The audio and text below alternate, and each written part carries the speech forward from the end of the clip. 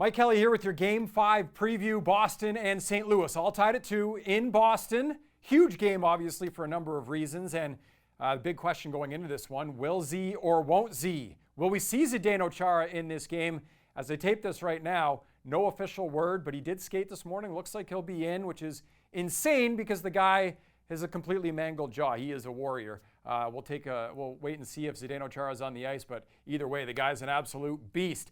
Couple stats to run through and storylines as we get into this game. Let's take a look at what the difference has been so far. 5-on-5, St. Louis has been the better team. Power play, it's been Boston. That's what we've seen in 4 games. You take a look at the 5-on-5 numbers so far in the series. Offensive zone time, heavily favoring the Blues. That's the cycle game. That's the forecheck game. That's what they've been doing so well, especially in Game 4. Take a look at the high danger shots. Favors St. Louis at 5-on-5. Also, the goals favor the Blues. The expected goals right on for St. Louis and close for Boston. So when the game is at 5-on-5, the Blues have been the better team. It's a matter of staying out of the penalty box. The Bruins, they've been struggling getting any kind of offense from their top 6 at 5-on-5. You take a look at the fact that they have no goals so far in the series through 4 games, which is a huge problem for Boston. The Charlie Coyle line has been their best line at 5-on-5. 21 scoring chances, which is phenomenal, a couple of goals as well. The Corrali line, not a ton of chances, but they've been able to find the back of the net. And yeah, 25 scoring chances between your top 2 lines, and you don't have a goal.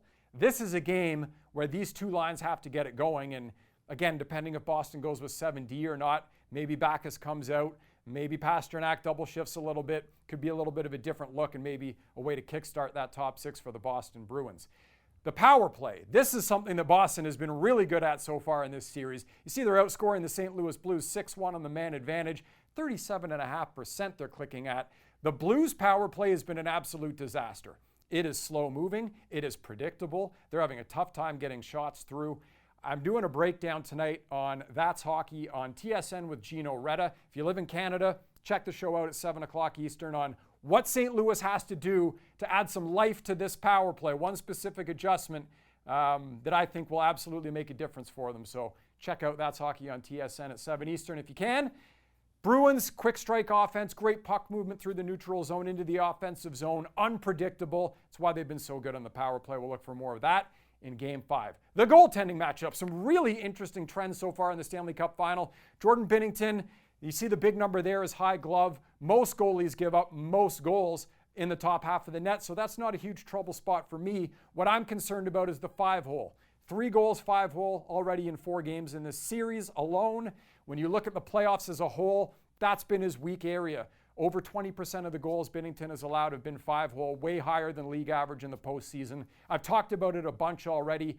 And again, when Boston's clicking, they're going east-west, lateral passes into the slot in the offensive zone, getting Binnington to move and open up. That causes them trouble. If Boston can do that tonight, they have a good chance of exposing that one weak area for Binnington so far in the playoffs.